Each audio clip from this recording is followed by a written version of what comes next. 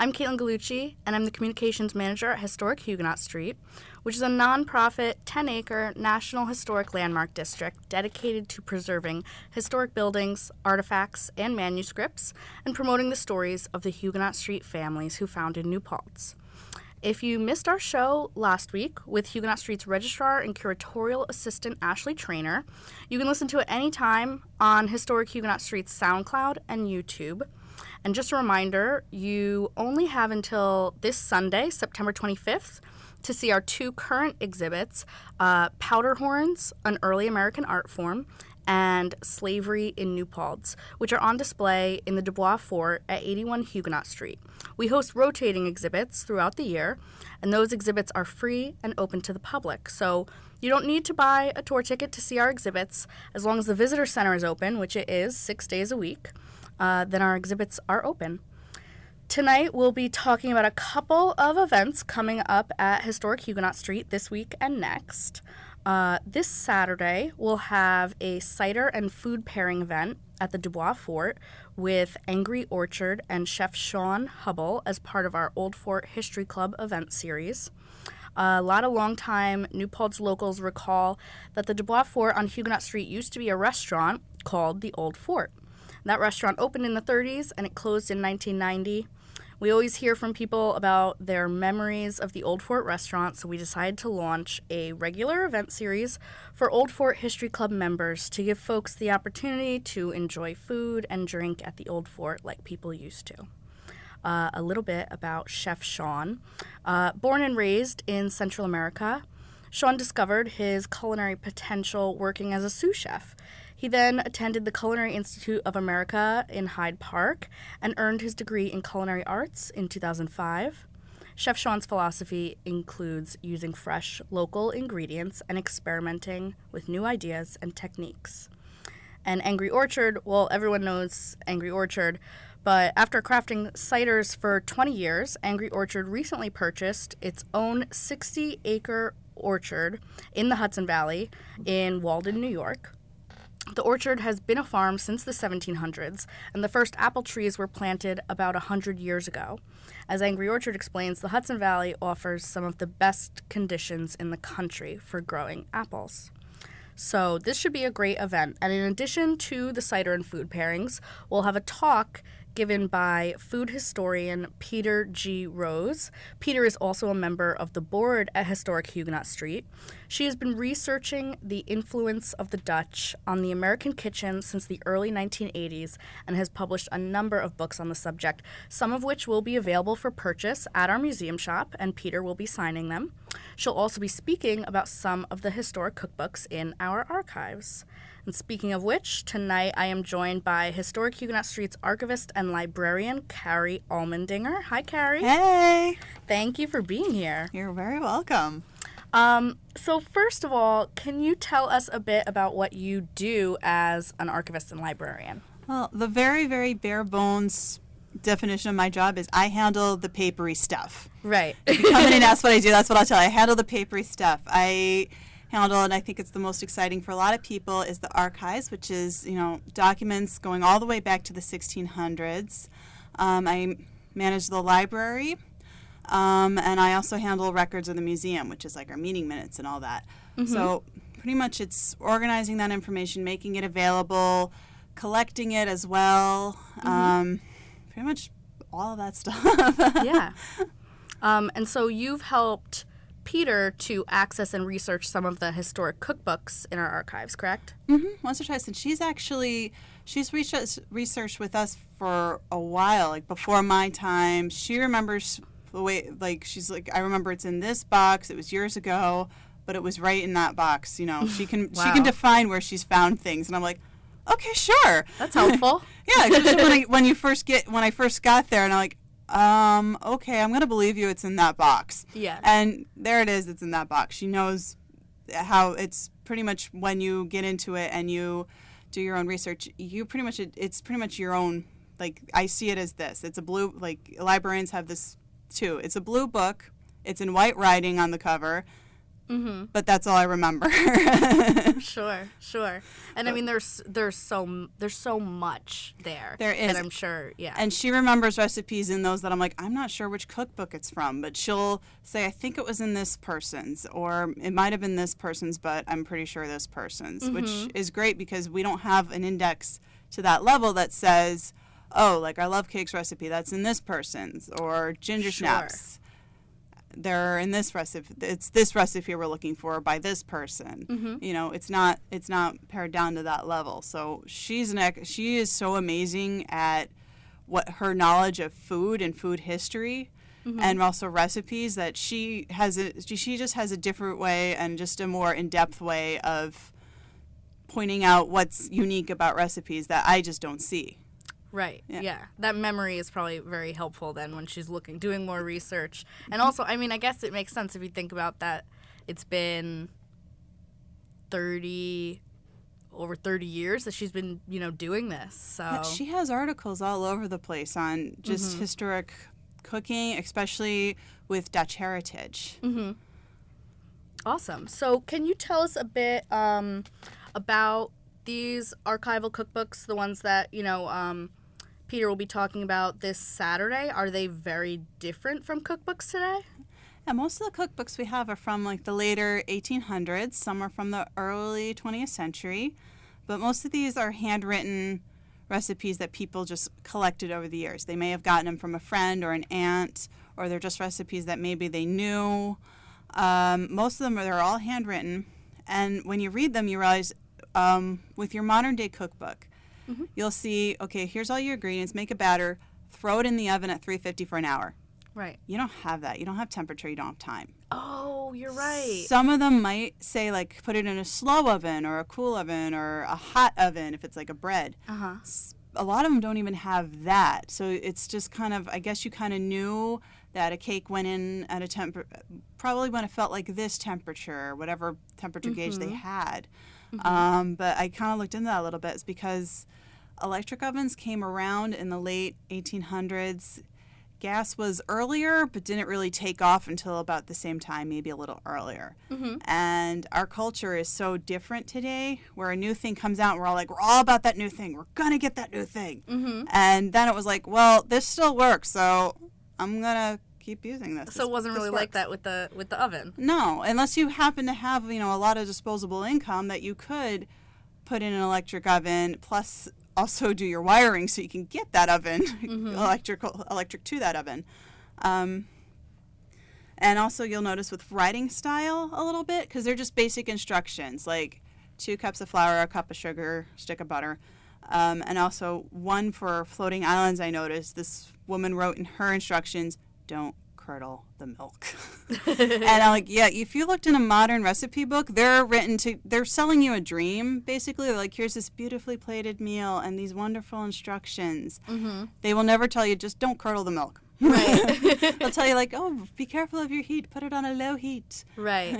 This woman was like, okay, last time you made this, you curdled it, so I'm going to make instructions that I don't do that again. Right. Yeah, very blunt, very honest. And I guess that's a great point, is that, I mean, if these people were writing these recipes, so it was, they didn't go out and buy this cookbook. This is a cookbook that they were creating for their own use. So it almost could have kind of, diary-esque references in it, like, you messed up. Please remember next time to do it this way. Yeah, and you'll also see, in a few of them, you'll see poems. Someone wrote poems in hers as well. Oh, that's sweet. And some of them are also just spare books that they had around. They're usually like an account book or something that's just been around the house. They just needed a book to write in, and that was there. See. Yeah. Okay, so not a dedicated cookbook. No, but just paper. Yeah, that they one had. of them's actually an account book that somebody started using.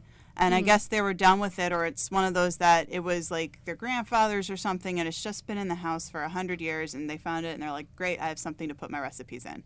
Oh, good. So in doing this, looking into these things, have you seen any particularly surprising or memorable recipes or ingredients other than non-curdled milk? Everyone has a recipe for waffles. Really? Waffles. So, wow. And that actually can tell us a lot, because that tells us that, okay, a waffle you can't just throw it in the oven and boom, you get a waffle. You have to have a special iron to make those little, the little squares that you put your syrup in. So you know that there was waffle irons, and they were widely distributed. Everybody seemed to have had one. Yeah. So you'll It's interesting to think, like that was evidently a popular thing. Because, I mean, I know we see the irons in the historic houses, too. And I guess it's funny to think that, like we have Eggos today, but they liked waffles, too. Everyone loves a waffle. And so did your ancestors. It's universal, yeah. And there's, like, some other ones, like you'll see recipes of the period. And mainly what I notice are the desserts. And I don't know if that's because they're mostly desserts or it's because I'm someone that focuses more on baking. So I'm going to notice there's a cake recipe over like roasted vegetables or a pot roast. I'm going to be like, there's cookies. Yeah. But you see kind of ones that maybe they're words that we're not used to seeing anymore. Like there's recipes for rusk, which was something I saw frequently. I had to look up what that was. I'm like, what is rusk? Yeah, what is that? Basically, when I looked it up, it basically means like a twice baked bread, like Melba toast or biscotti. Oh, okay. Yeah, so I imagine it was something kind of like croutons and just like a toasted bready, almost a cracker, but not. Thing that you have that you probably may have thrown in a stew when it was too thin or had for just various reasons. But again, the floating islands was something I saw, and that was a popular dessert in its heyday earlier. I think around the turn of not this century, the last one. And eventually you do see some basic recipes. Like you see a basic sponge cake and just like a yellow cake, and here's this certain kind of cake. And I kind of, honestly, when I look at these, I think of my great aunt who, when she had a very basic recipe, kind of ignored it. And she'd be like, oh, yeah, you know what? I'm feeling cinnamon today, so we're going to put in a ton of cinnamon. Oh, and an extra egg. Let's see what happens. Right. And, some nutmeg, and I look at these basic recipes where it's like, okay, cup of flour, cup of sugar, some milk, and I'm like, that sounds so bland. Right. But it's another thing to look into. Like, did they just say, well, I have some extra of this spice, so I'll throw in this. Yeah, maybe they improvised a little. Yeah. Like, I mean, if, like your aunt, if they're like, well, I have this down pat. I know how to do this. I get this done really easy. I'm at a level of knowledge with this recipe that I can experiment. Yeah, or you're just kind of like, I've got extra cinnamon, or I've got some cloves, or, I don't even know if maybe they threw fruit in it, because you did have, like, a plum cake and an apple cake floating around in there, too. But again, I mean, it's baking. You can have some fun with it. You don't have to just stick to what the recipe says. That's just like that's how you make it so it's edible. Right. But, like, the rest is up to you. Just make sure it's edible. So why do you think it's important that we preserve documents like these cookbooks? Well, the thing is with food is such a huge part of American culture. If you go to an event, a party, a wedding, a barbecue, and if the food is terrible, your event is terrible. Good point. Like, you'll see people like, oh, how was that birthday party? The cake was awful. And it's like, all of a sudden, it's like, that was not a good party. Oh, my God. Right. Bad cake? No. But it's also, cooking and food is also connected to sociology and anthropology as well, which you think we just do history. We don't. Other topics get married into this. You can never just have one concentration of one subject area. You end up with saying, okay, so what was food like in this society? What was the middle class eating? What was the lower class eating? Was there a difference with the upper class? In anthropology, you just see how food changes throughout time. Like when they do digging on our site, they'll pull up, here's a pot from something. Here's, like, our favorite spots are basically the garbage piles outside of the kitchen, because they tell us so much. That's basically their garbage. Yeah.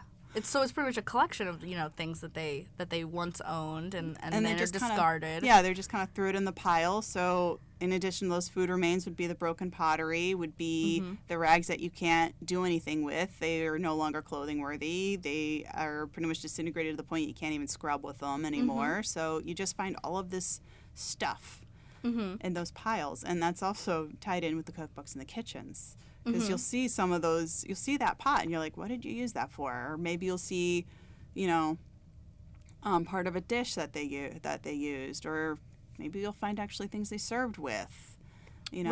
Right. Yeah, and then that can tell you a little bit more about their culture in general. And Yeah. so obviously, so that would make Yeah. it then have such an influence on just our understanding of past cultures, the way they eat, the way they ate, Yeah. and what they ate. And what was available. Yeah, great. Yeah, good Yeah. point. Because even then, like, we're so big on apple country, especially this time of year. Everyone's apple everything. Yeah. And even then, it's like there was recipes that involved apples. There was recipes that involved dried apples, you know, which kind of tells you there wasn't a grocery store that you could just go to the supermarket and say, I'm going to buy a bag of apples to make that apple cake. There was one where you dried your apples after you got them in season, and you just kind of rehydrated them by sticking them in water. Oh, wow. So you can make them into your cake later. I can't imagine them having a great texture. Yeah. But that was one of the things that they could do. So they could have those apples all year round, which also that's where some of your nutrients came from, was from those apples. Oh, wow. Yeah, good point. You didn't have multivitamins yet, I don't think. And if you did, it probably didn't taste good. Yeah. So now we understand, why we would preserve documents like this. Can you tell us a little bit about how you preserve these documents? I mean, I imagine, we see paper age in our lifetimes. You hang up like a newspaper clipping and like you can tell how long it's been up there after a while. Yeah, and the cookbooks are interesting because they would also save newspaper clippings, which again, that also tells you some of, again, why we want to preserve this, because there was actually a clipping for cholera, for the prevention of cholera in one of those cookbooks, wow. which basically said, wash your hands. Yeah. But you had things like that. You had remedies for all kinds of things, and they would have one that was called a cure for cancer, which was basically a mole that just became misshapen or a growth on your face, and how to get rid of that. Remedies for coughs and things like that. You also saw dyes. So, and a lot of those were on newspaper print, and newspaper is very brittle.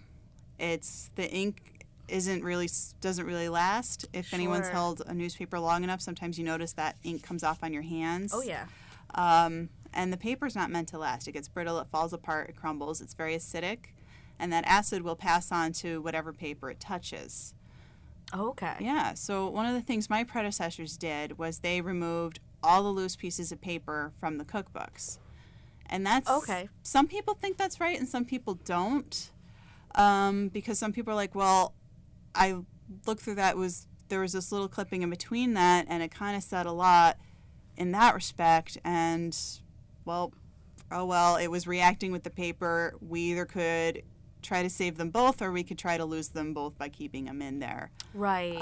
One of the things that I try to do when I do that is I try to write down the page number. But with these cookbooks, you just had so many loose leaves of paper that I don't think my predecessors could have done that.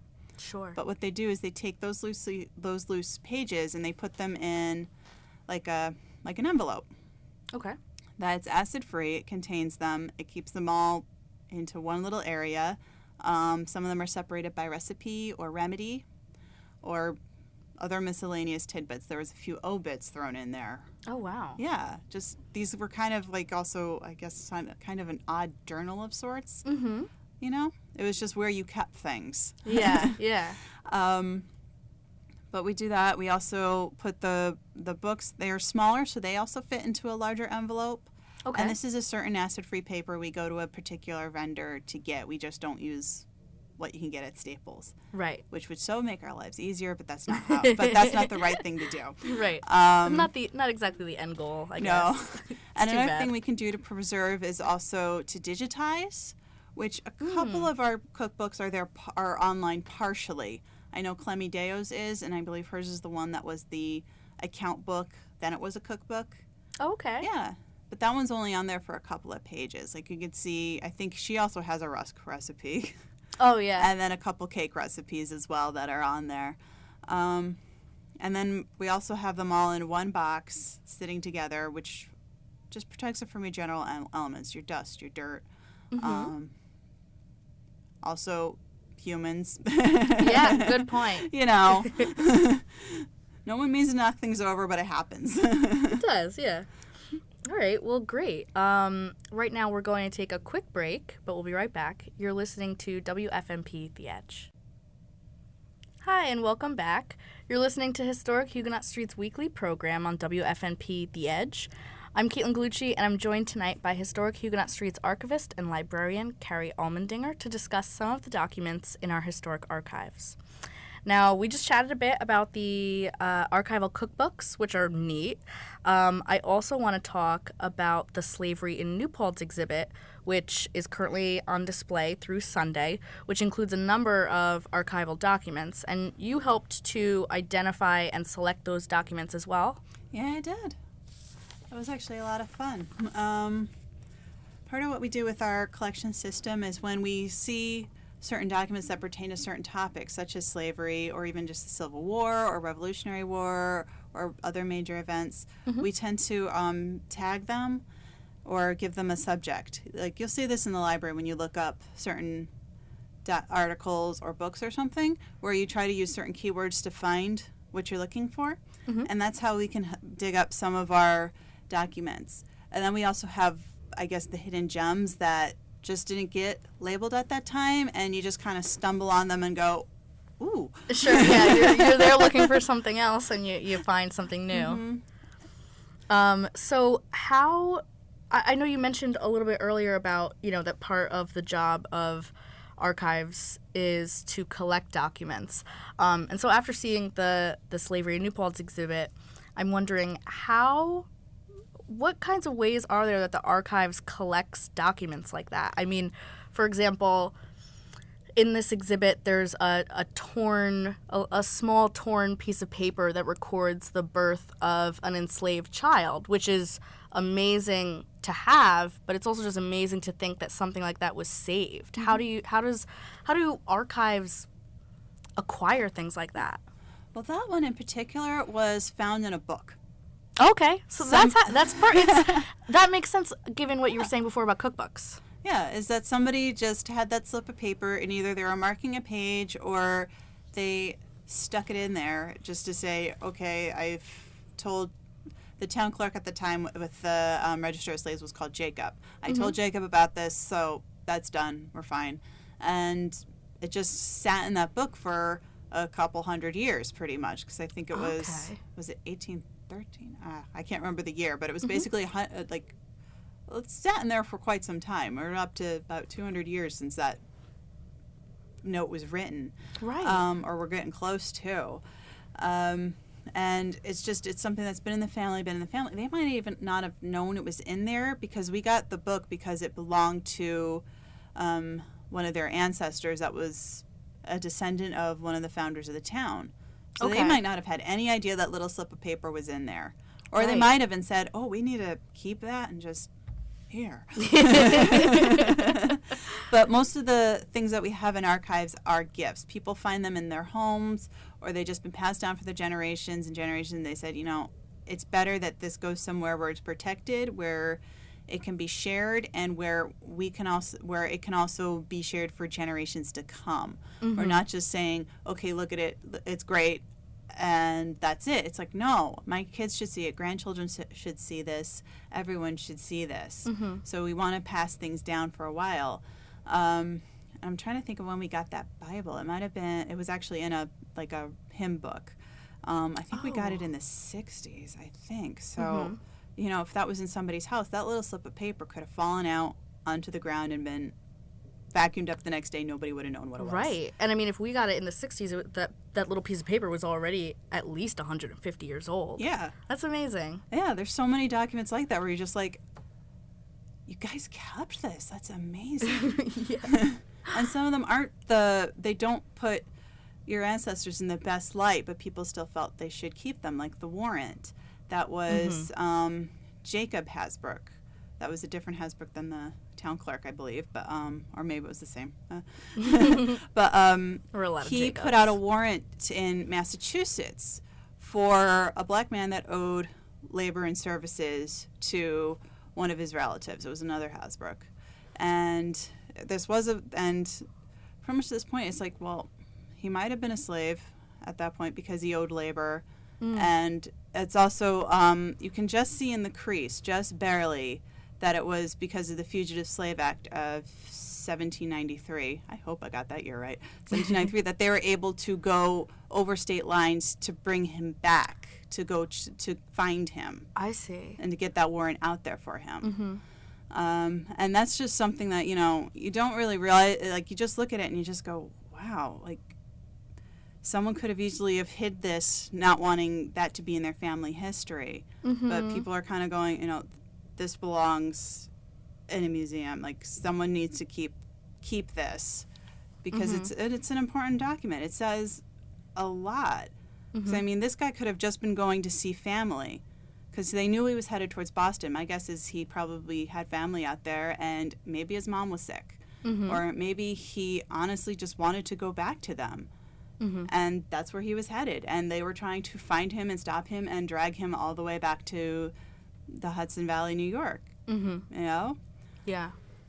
Yeah, definitely. So, I mean, totally, in a case like that, it's, I guess, the fact that people donate things to archives and museums is, I mean, 'cause it's not just generous financially, if it were, say, a valuable piece, but when it comes to, like, papers and documents and things like that, it's like, it's also really generous just personally, especially if it says something, for sure people sometimes like to, keep skeletons in the closet, but, to put something, a greater purpose above that is really nice.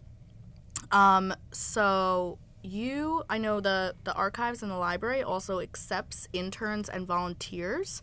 How can people who are interested apply for that? That is on our website. Oh, yeah. Yep.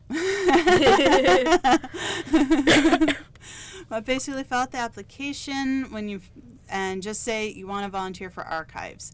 If there's something in particular that you're interested in, like say you want to say, I am big on women's studies, I want to study women in New Paltz, let me know. We'll try to see if we can come up with something, or at least try to tailor it a little bit to what you want to learn about. And actually a lot of ours are just like, I don't know, I just thought it sounded cool. Yeah. Sure. I just want to learn. Yeah.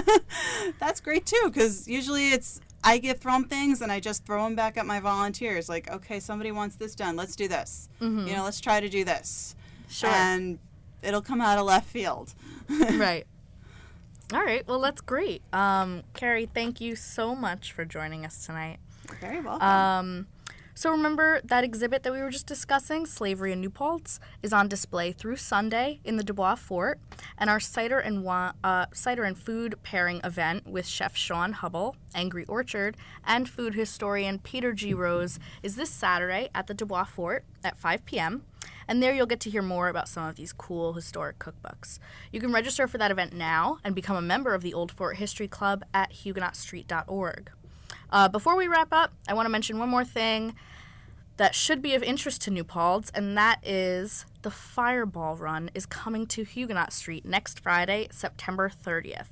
For those who don't know, the Fireball Run is a live streaming adventure travel television series and competition.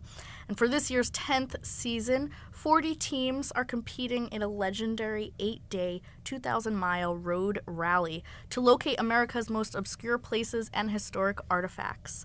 We're so glad they're stopping by Huguenot Street. You kind of need to keep it on the down low because they're not supposed to know they're coming here. They have to open an envelope with a clue the morning of. So, but once they're here, they'll complete 3 missions, which we've developed based on historic activities and practices. You can help us. We're looking for volunteers to come help cheer for the Fireballers as they arrive.